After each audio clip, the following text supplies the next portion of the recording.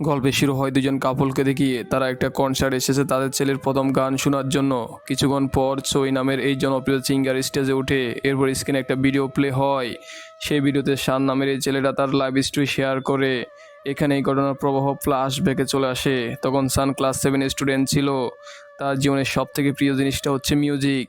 আর সে চই এর অনেক বড় একজন ভক্ত।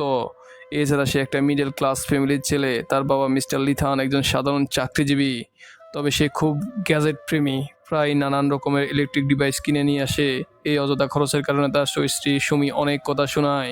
এমন সময় শান একটা গিটার নিয়ে বাসায় ঢুকে। সুমি জিজ্ঞাসা করে, এটা কোথায় পেলে? শান জানায় তার এক বন্ধু বড় ভাই অর্ধেক দামে এটা বিক্রি করেছে। এরপর দেখা যায় শান ঘরে ঢুকে গিটার প্র্যাকটিস করছে। পরদিন সে স্কুলে এসে সে গিটার নিয়ে আসে। কিন্তু ক্লাসে সেটা বাজানো শুরু করলে ইউন নামের এই মেয়েটা রেগে যায়। ইউন এই ক্লাস ক্যাপ্টেন। সান টিচারকে না বলার জন্য তাকে রিকোয়েস্ট করে। ইথুন তার কথা শুনে টিচারকে কিছু জানায় না। তাই ছুটির পর সান তাকে ধন্যবাদ দিয়ে চলে যায়। তাকে এমন খুশি দেখে ইউন একটু মুস্কি হাসে। সেদিন তাদের স্কুলের কালচারাল ফেস্টিভ্যালের অডিশন নেওয়া হচ্ছিল। সান পারফর্ম করার আগে করিডোরে প্র্যাকটিস করে। এদিকে তার অসাধারণ গলার গান শুনে সবাই মুগ্ধ হয়েছিল। এমন সময়ে হঠাৎ সে অজ্ঞান হয়ে মাটিতে পড়ে যায়। কিছুক্ষণ পর তার জ্ঞান ফিরে আসলে দেখে তাকে হসপিটালে নিয়ে আসা হয়েছে। সেখানে চেক আপ করার পর ডক্টর জানায় শানের লিউকেসিয়া হয়েছে। তাকে সুস্থ করার জন্য বোন ম্যারো ট্রান্সপ্লান্ট করা হবে। বোন ম্যারো হচ্ছে হাড়ের মধ্যে থাকা টিস্যু, যার কাজ ব্লাড সেল ও প্ল্যাটেলেট তৈরি করা। তবে সেই প্রসেস চালু করতে কিছুদিন সময় লাগবে। তাই শানকে হসপিটালে ভর্তি করা হয়। এখান থেকেই শুরু হয় তার জীবনের নতুন অধ্যায়। স্বাভাবিকভাবেই আত্মীয়স্বজনরা তাকে হসপিটাল দেখতে আসে। তারা সাথে করে অনেক গিফট নিয়ে আসতো। তার রুমে আরও দুজন অসুস্থ ছেলে ভর্তি হয়। এই ছেলেটার নাম হচ্ছে টিয়ান। সে ছিল ফুড লাভার। একদিন শুকনো পাউরুটি খাওয়ার সময় তার গলা আটকে যায়। এদিন শান পানির বোতল খুলতে পারছিল না। তখন জ্যাং নামের এই ছেলেটা সেই পানির বোতল খুলে দেয়। এভাবে তাদের মধ্যে বন্ধুত্ব গড়ে ওঠে। এরপর দেখানো হয় শানের টিচার ইউনকে নিয়ে তাকে দেখতে এসেছে। শানের পড়াগুলা মিস করতে যাচ্ছে। সে টিচারগুলো খুব চিন্তিত ছিল। তখন ইউন বলে, আমি প্রতিদিন এখানে এসে চানকে পড়াবো। অপরদিকে মিস্টার লিথান অফিসে দেখানো হয় আর্থিক সমস্যার কারণে তার গাড়িটা একজনের কাছে বিক্রি করে দিচ্ছিল। এদিকে শান হসপিটালে খুব বোরিং করে। তার টিচার লুকিয়ে তাকে হসপিটালের ছাদে নিয়ে আসে। এখানে হসপিটালে কেউ তেমন আসে না। চান এখানে মুক্ত বাতাসে একটু রিল্যাক্স ফিল করে। কিছুক্ষণ পর নিচে এসে দেখে জ্যাং মৃত্যুবরণ করেছে। চান বুঝতে পারে তারও শেষ পরিণতি এমনটাই হবে। এসব নিয়ে চিন্তা ভাবনা করতে করতে তার ঘুম আসছিল না। দেখা যায় ইনস্টাগ্রামে জ্যাংয়ের ব্যাপারে একটা চ্যাট পোস্ট করেছে। সেই পোস্ট দেখে জিয়া নামের এক মেয়ে তাকে মেসেজ করে। এরপর দুজন মেসেজের মাধ্যমে গল্পগুজব করছিল। জিয়া তাকে চিন্তা করতে মানা করে, কিন্তু শানের ধারণা বেঁচে থাকার চান্স 50%ও কম। এই শুনে জিয়া একটি ইংলিশ লিখে পাঠায়, কিন্তু শানে ইংরেজি লাইন বুঝতে পারে না। এরপর দিন গুগলে ট্রান্সলেট করে দেখে সে লাইনের অর্থ হচ্ছে, আমরা মৃত্যুর জন্য এখনো খুব ছোট। এরপর সে দেখে তার বাবা একটা নতুন গিটার কিনে নিয়ে এসেছে, কারণ আগের গিটারটা করিডোরে পড়ে ভেঙে গিয়েছিল। এই নতুন গিটার পেয়ে সে খুব খুশি হয়। জিয়াকে মেসেজ করে বলে, আমি আজকে খুব আনন্দিত। জিয়া জানতে পারে শানের স্বপ্ন হচ্ছে বড় একটা কনসার্টে তার নিজের লেখা মিউজিক প্লে করবে। তো এরপর সে গিটার প্র্যাকটিস করতে চাঁদে চলে আসে। টিয়ানকে জানায় সে একটা নতুন ব্র্যান্ড তৈরি করার কথা ভাবছে। তখনই সেখানে এই অসুস্থ মেয়েটা চলে আসে। তাকে ধরার জন্য শান দৌড় দেয়। এদিকে কিম নামের এই ছেলেটাকে দেখানো হয় সে চাঁদে এসে গেম খেলতো। সে শানদের চেঁচামেচি শুনে খুব রেগে যায় এবং তাদের সাথে খুব বাজে আচরণ করে। সন্ধ্যাবেলা ইউন আসে শানকে পড়ানোর জন্য। শানের হাতে ইঞ্জেকশনের ক্ষতচিহ্ন তৈরি হয়েছিল, যা দেখে ইউন খুব কষ্ট পায়। এরপর রাতের বেলা শান গিটারে সুর রেকর্ড করে জিয়াকে পাঠায়। এভাবে দিনের বেশিরভাগ সময় দুজন মেসেজে কথা বলতো। একদিন শান ছাদে প্র্যাকটিস করার সময় আবারও কিম রেগে যায়। তবে এবার সে শানের হাত থেকে গিটার নিয়ে বাজাতে শুরু করে। সে খুব প্রফেশনালভাবে গিটার বাজাচ্ছিল, যা শুনে চানরা অবাক হয়ে যায়। শান তাকে অফার করে তার ব্যান্ডে যুক্ত হতে, কিন্তু তখনই কিমের নখ থেকে রক্ত পড়তে শুরু করে। এর ফলে সে অজ্ঞান হয়ে যায়। তার কিছুক্ষণ পর তার জ্ঞান ফিরে আসে। চান জানতে পারে কিমের লিউকেমিয়া হয়েছে, তবে সে বেঁচে থাকার ইচ্ছাই হারিয়ে ফেলছিল। রাতের বেলা জিয়া তাকে জিজ্ঞাসা করে, তোমার ব্যান্ডের নাম কি রাখবে? শান জানায় এ ব্যাপারে কিছু ভেবে রাখেনি। এদিকে ডক্টর শানের বাবা মাকে জানায় দ্রুত সানের চিকিৎসা করা হবে। চিকিৎসার সময়ে সানের শরীর আরও দুর্বল হয়ে যাবে, তাই আরও ভালোভাবে তার দেখাশোনা করতে হবে। এরপর দিন তারা ছাদে বসে আড্ডা দিচ্ছিল। আজকেও ইয়ং এসে তাদের ব্যান্ডে যুক্ত হওয়ার কথা ছিল। সান এই ছোট্ট ব্যান্ডের নাম রাখে we are two UCO die. এরপর সবাই খুব আনন্দে এই সুন্দর সময়গুলো পার করে। ইয়ন তার ক্যামেরাতে এই মুহূর্তগুলো ভিডিও করে রাখছিল। এরপর দিন থেকে শানের ট্রিটমেন্ট চালু হয়, এতে তার শরীর খুব দুর্বল হয়ে পড়ে। জিয়াকে মেসেজ করে জানায় তার একদম ভালো লাগছে না, এছাড়া তার চুলগুলো ধীরে ধীরে পড়ে যাচ্ছে।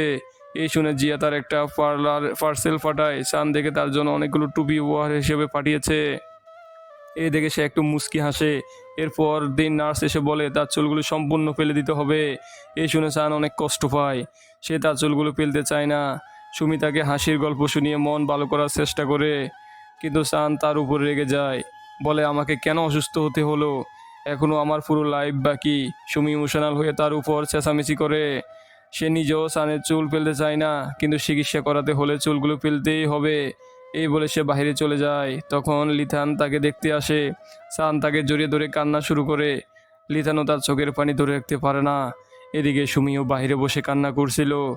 অবশেষে শানের চুলগুলো কেটে ফেলা হয়। এরপর থেকে নিয়মিত তাকে থেরাপি দেওয়া হতো। কিছুদিন পর ইউন তাকে দেখতে আসে। তখন শান তার গিটার নিয়ে ব্যস্ত ছিল। ইউন পিছন থেকে তার ছবিগুলো তুলে রাখে। এরপর শান তাকে নিয়ে ছাদে চলে আসে। সেখানে কিম গেম খেলছিল।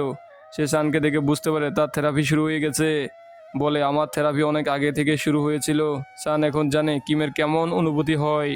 এরপর দুজনে বসে কথা বলে। কিম এক সময় একটা ব্র্যান্ডের সাথে যুক্ত ছিল। সে ব্র্যান্ডের পিয়ানো বাজাতো, কিন্তু হঠাৎ করে সে অসুস্থ হয়ে যায়। একদিন রিহার্সেল করতে গিয়ে দেখে তার বদলে নতুন একজনকে নেওয়া হয়েছে। সেদিন কিম খুব কষ্ট পেয়েছিল। তার ধারণা যেহেতু সে খুব দ্রুত মারা যাবে, তাই ব্র্যান্ড থেকে তাকে বের করে দেওয়া হয়েছিল। সান বলে আমাদের এই ব্যান্ড তোমাকে কখনোই বের করে দিবে না, কারণ আমরা বেঁচে থাকবো এবং মিউজিকের মাধ্যমে পুরো বিশ্বকে জয় করব। তার এই কথা শুনে কিম খুবই মোটিভেট হয়। এরপর দিন তাকে ব্র্যান্ডে যুক্ত হয়ে যায়। দেখা যায় তার পিয়ানোটা ছাদে এনে বাজাতে শুরু করেছে। এরপর টিয়ানের জন্য ছোট একটা ড্রাম বানিয়ে দেয়। তারা সবাই মিলে খুব মজা করে। সান এই মুহূর্তগুলো বেশ এনজয় করছিল। এর পাশাপাশি জিয়াকে মেসেজ করে তার আনন্দ ভাগ করে নেয়। এভাবে প্রতিদিন তারা ছাদে এসে প্র্যাকটিস করে। অপরদিকে ডক্টর সুমিকে জানায় শানের ট্রান্সপ্লান্টের জন্য ডোনার পাওয়া যাচ্ছে না। এই শুনে সুমির খুব মন খারাপ হয়। লিথান কাজ শেষ করে হসপিটালে আসে। সুমি তাকে জানায় শানের চিকিৎসা করাতে আরও অনেক টাকার প্রয়োজন। তাদের গাড়িটা বিক্রি করে দেওয়ার পরও টাকার কমতি হয়ে গিয়েছে, তাই সে লিথানকে টাকার ব্যবস্থা করতে বলে, কারণ লিথান অনেকের কাছে টাকা পায়। এসব বিষয়ে সুমি রাগান্বিত হয়ে ঝগড়া করে এবং বলে আমাদের উচিত আরেকটা সন্তান নেওয়া। এমন সময়ে সান এসে তাদের কথা শুনে ফেলে, তবে সে রাগ করে না, উল্টো হাসিমুখে বলে আমি একটা ছোট্ট বোন চাই, তবে এরপর আমাকে দূরে ঠেলে দিও না। সুমি তাকে জড়িয়ে ধরে বলে তোমাকে সব সময় ভালোবেসে যাব। এরপর সুমি তাদের বাড়িটা বিক্রি করে দেওয়ার সিদ্ধান্ত নেয়। যদি এই ঘরের প্রতিটা কোণায় তাদের স্মৃতি জড়িত আছে। লিতান ইমোশনাল হয়ে বলে সান পুরোপুরি সুস্থ হয়ে উঠলে আমরা এর থেকে বড় একটা বাড়ি তৈরি করব। এরপর দেখা যায় তারা নতুন বাসায় শিফট হচ্ছে। এখানে ইউন ছোটোখাটো একটা কনসার্ট করার আইডিয়া দেয়।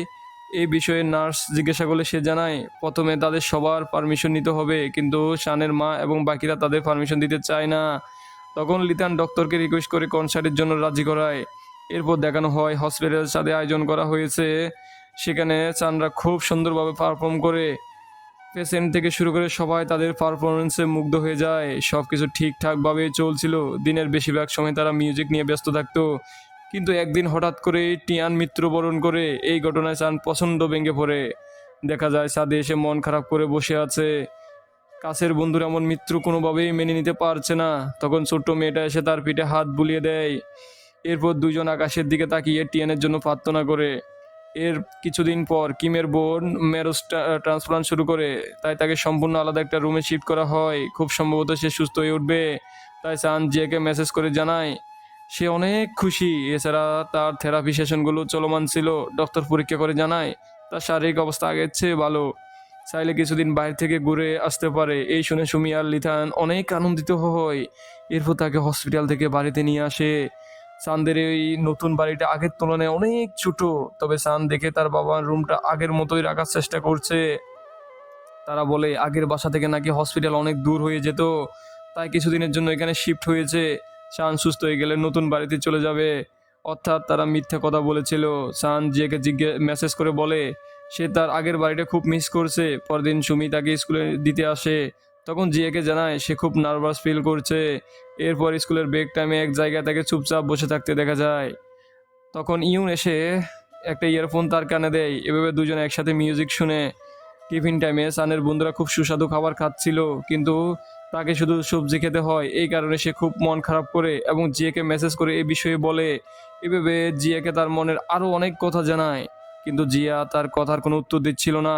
একদিন সুমি তার জন্য একটা পবিত্র তাবিজ নিয়ে আসে।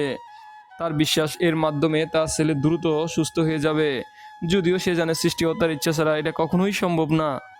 তখন সান তার মাকে বলে, আমার এক অনলাইন ফ্রেন্ড কিছুদিন যাবত কোনো রিপ্লাই দিচ্ছে না, মনে হয় সে আমার উপর রেগে আছে। সুমি বলে, এমন কিছুই, হয়তো সে ব্যস্ত। সান তার সে তাবিজটা একটা খামের ভিতরে ভরে জিয়া এর অ্যাড্রেসে পাঠিয়ে দেয়, কারণ জিয়া একবার তাকে বলছিল সেও খুব অসুস্থ। এভাবে আরও কিছুদিন পার হয়। জিয়া এখনও তাকে রিপ্লাই করেনি। স্কুলের করিডোরে সান আবার অজ্ঞান হয়ে যায়। ডক্টর সানের বাবা মাকে জানায় সানের হঠাৎ করে শরীর দুর্বল হয়ে পড়েছে, এর ফলে আগের থেকেও শারীরিক অবস্থা আরও খারাপ হয়ে গিয়েছে। এই শুনে সুমি প্রচণ্ড ইমোশনাল হয়ে যায়, কান্না করে ডক্টরকে বলে, শখের বাড়িটা পর্যন্ত বিক্রি করে দিয়েছি, প্রয়োজন হলে আবারও চেষ্টা করব তবুও যেন তার ছেলে বেঁচে থাকে। কিন্তু ডক্টরের কিছুই করার নাই, সব কিছু এখন ভাগ্যের উপর নির্ভর করছে। সেদিন শহরে প্রচুর বৃষ্টিপাত হচ্ছিল। সে বৃষ্টির মধ্যে ইউন হসপিটালে চলে আসে, দেখতে পায় এখনও সানের জ্ঞান ফিরে আসেনি। এখানে আমরা সেই পবিত্র তাবিজটা ইউনের কাছে দেখতে পাই। অর্থাৎ সে জিয়া নামের ফেক অ্যাকাউন্ট দিয়ে সানের সাথে কথা বলতো, যাতে তার মনোবল ধরে রাখতে পারে, সান যেন দ্রুত জ্ঞান ফিরে পায়। এর জন্য ইউন অনেক প্রার্থনা করে। এরপর থেকে প্রায় সময়ে সান অজ্ঞান হয়ে যেত এবং কয়েকদিন পর জ্ঞান ফিরে পেত। এভাবে তার দিন কাটছিল। একদিন তার বাবা এসে দেখে সে এখনো ব্রেকফাস্ট করেনি। এর কারণ জিজ্ঞাসা করলে সান বলে তার খুবই খেতে ইচ্ছে করে। লিথান বলে মার্কেটে এসে, কিন্তু রুমি তার উপর পছন্দ রেগে যায়, কারণ বাইরের কোনো কিছু খাওয়া তার জন্য ক্ষতিকর। সে তার জন্য ঘরোয়া উপায়ে এক ধরনের চা বানায়। এটা খেলে সানের উপকার হবে। এর কোনো স্বাদ নেই, তবু সানকে এটা খেতে হয়। এরপর দেখানো হয় ইউন তার জন্য অনেকগুলো লেটার নিয়ে এসেছে। সান পরে দেখে তার ক্লাসমেটরা তার সুস্থতা কামনা করছে, কিন্তু আসলে এগুলো ইউন নিজেই লিখেছিল। ক্লাসমেটদের মাধ্যমে তার কাছে পাঠিয়েছে, যাতে সান ভালোভাবে স্কুলকে দেখতে চায়। ইউন তাকে প্রমিস করে বলে যেন সে সুস্থ হয়ে দ্রুত ক্লাসে ফিরে। এখানে সান তাকে একটা সাহায্য করে। এরপর দেখানো হয় সান তাকে নিয়ে একটা সুন্দর বিচে ঘুরতে এসেছে। সে প্রায় সময় এখানে সাইকেল করে ঘুরতে আসতো। এটা ছিল তার খুব পছন্দের একটা জায়গা। দেখা যায় ইউনের সাথে কাটানো মুহূর্তগুলো মনে পড়ছে। সে সানকে খুব পছন্দ করতো, কিন্তু মুখ ফুটে কখনো বলতে পারেনি। তবে চান ঠিক তার মনের অবস্থা বুঝতে পারে, এবং সে এটাও জানে জিয়া নামের এই অ্যাকাউন্ট ইউদের ছিল। এই শুনে ইউনের চোখে পানি চলে আসে। এরপর দেখানো হয় সান তার বাবা মায়ের সাথে একান্তে সময় কাটাচ্ছে। কিছুদিন পরেই তার জন্মদিন। লিথান তাকে গিফট পাঠায়। সান তাদেরকে বলে আমার কিছুই লাগবে না। এছাড়া সৃষ্টিকর্তাকে ধন্যবাদ দেয়, কারণ বাবা মা হিসাবে এমন ভালো দুজন মানুষ পেয়েছে। এটাই তার জীবনের সব থেকে বড় উপহার। এমন ইমোশনাল কথা শুনে সুমি আর লিথানের চোখ ভিজে যায়। তারাও সানকে ছেলে হিসেবে পেয়ে নিজেদের ধন্য মনে করে। এই সুন্দর মুহূর্তটাই ছিল সানের শেষ দিন। সে তার জন্মদিন পর্যন্ত বেঁচে থাকতে পারে না। পাড়ি জমায় না ফেরার দেশে। তার মৃত্যুর বেশ কয়েকদিন পার হয়ে যায়। সুমি এখনো তার শোক কাটিয়ে উঠতে পারেনি। শানের এভাবে চলে যাওয়া সে কোনোভাবেই মানতে পারছে না। লিথান আসলে সুমি সেগুলো ফেলে দেয়, কারণ সানের এগুলো খুব পছন্দ ছিল। তাকে ছাড়া এগুলো গলা দিয়ে নামবে না। এরপর দেখা যায় লিথান সানের সাইকেলের পাশে বসে কান্না করছে। এদিকে সুমি তার রুমে এসে সানের জন্য অজোরে কান্না করতে থাকে। তার স্কুলের ড্রেসটা বুকে জড়িয়ে ধরে। সে শানকে খুব মিস করছিল। দেখা যায় সে ঘুমের ওষুধ খেয়ে জীবনের শেষ করার সিদ্ধান্ত নেয়। ঠিক তখনই আবার কলিং বেল বেজে ওঠে। দরজা খুলেই দেখে ইউন একটা পার্সেল নিয়ে এসেছে। এটা চাঁদ মারা যাওয়ার আগে তার মায়ের কাছে পৌঁছে দিতে বলেছিল। এর সাথে একটা চিঠিও পাঠিয়েছে। সুমি ঘরে চিঠি পড়া শুরু করে। সে চিঠিতে চাঁদ লিখেছিল, আমিও তোমাদের অনেক মিস করছি, তবে এখন আর আমাকে ট্রিটমেন্টের কষ্ট পেতে হবে না, তাই আমার কথা ভেবে কষ্ট পেও না। এরপর সে তাদের কাছে শেষ ইচ্ছের কথা প্রকাশ করে। সে পার্সেলের মধ্যে একটা পেন ড্রাইভ ছিল, সেখানে সানের তৈরি একটা গান রয়েছে। সানের ইচ্ছে এই গানটা তার প্রিয় সিঙ্গার চোয়ের সাথে স্টেজে পারফর্ম করবে, তাই সেই পেন ড্রাইভটা চোয়ের কাছে পৌঁছে দিতে হবে। তো এরপর দেখা যায় ইউনরা চোয়ের কাছে চিঠি পাঠানোর সিদ্ধান্ত নিয়েছে। এদিকে হসপিটালের ডক্টর, নার্স, এমনকি সে বাচ্চা মেয়েটা পর্যন্ত চোয়ের কাছে চিঠি লিখে পাঠায়, যাতে চোই শানের তৈরি গানটা কনসার্টে প্লে করে। এছাড়া কিম এখন সুস্থ হয়ে উঠেছিল, সেও চিঠি লিখে সবাই সানের ব্যাপারে খুব ভালোভাবে কথা লিখে, কিন্তু সেগুলো তার কাছে পৌঁছায় না। এদিকে সানের বাবা মা আপ্রাণ চেষ্টা করছিল চোয়ের সাথে দেখা করার জন্য, দিন রাত সবসময় তাদের শুধু চইকে সেই পেন ড্রাইভ দেওয়ার জন্য ব্যস্ত থাকতো, কিন্তু চইয়ের সাথে দেখা করা এত সহজ ছিল না।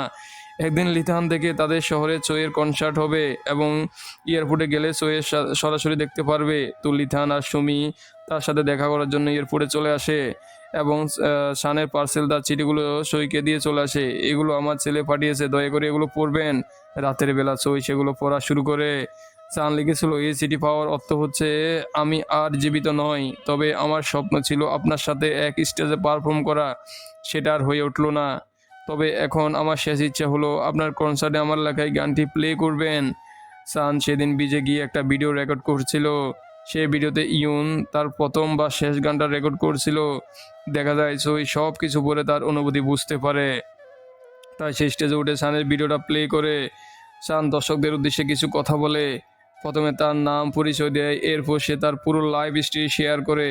শেষে বলে, আমার প্রথম গানটা বাবা মায়ের জন্য উৎসর্গ করছি, এই বলে তার গান স্টার্ট করে। তার সাথে তাল মিলিয়ে চই পারফর্ম করছিল। সেখানে উপস্থিত দর্শকরা পুরো ঘটনায় একদম ইমোশনাল হয়ে যায়।